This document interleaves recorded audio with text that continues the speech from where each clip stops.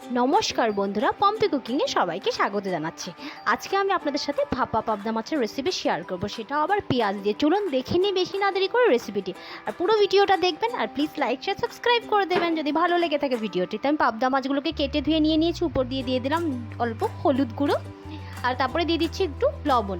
দিয়ে প্রথমে মাছগুলোকে ভালো মতন করে মেখে নিতে হবে। এদিকে মেখে রেখে দিয়েছি মাছটাকে। এদিকে একটু কড়াইয়ের মধ্যে সর্ষের তেল দিয়ে দিলাম, গুনুনটা জ্বলিয়ে দিলাম।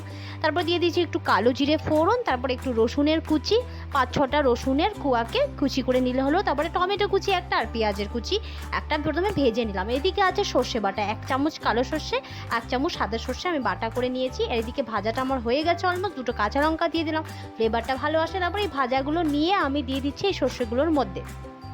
তো কাঁচা লঙ্কাটাও দেবেন, খুব ভালো হয় কিন্তু খেতে। এখন এটাকে মিক্সড করে নিলাম। তারপরে ওইটার মধ্যে দিয়ে দিচ্ছি ব্যাটারটার মধ্যে, মানে সর্ষে ব্যাটার যেটাকে বলে বেটে নিয়েছি, ওর মধ্যে দিয়ে দিচ্ছি পরিমাণ মতন লবণ আর হলুদ।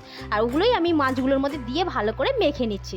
তো ভাগদিন রেসিপিটি নিশ্চয়ই ট্রাই করবেন আর সবাইকে খাওয়াবেন, সবাই কিন্তু মনমুগ্ধ হয়ে যাবে একদিন এই রেসিপিটা খেয়ে।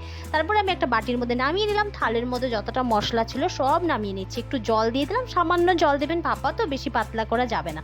তারপরে এখন এটা কি করব, ভালো করে মিক্সড করে নিচ্ছি। নিয়ে উপর দিয়ে 1 চামচ দিয়ে দিব সর্ষের তেল। তো 1 চামচ সর্ষের তেল দিয়ে দিচ্ছি। ভালো লাগবে কিন্তু বন্ধুরা, একদিন এটা বানিয়ে নিশ্চয়ই খাবেন। আমি বারবার বলছি। আর 2টো কাঁচা লঙ্কা দিয়ে দিচ্ছি। একটু ঢেকে দিলাম। একটা কড়াইয়ের মধ্যে 2 মগ জল দিয়ে দেবো।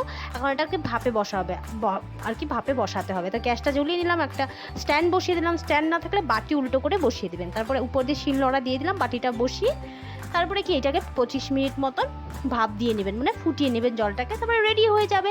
তো ভালো থাকবেন, সুস্থ থাকবেন। এখন এই গাছটা নিভিয়ে দিলেই হলো। তো একদিন নিশ্চয়ই বাড়িতে ট্রাই করবেন। ভালো লেগে থাকলে রেসিপিটি লাইক শেয়ার সাবস্ক্রাইব করতে ভুলবেন না। একদম ভালো থাকবেন, সুস্থ থাকবেন, পজিটিভ থাকবেন। Love you all, tata, take care, bye by.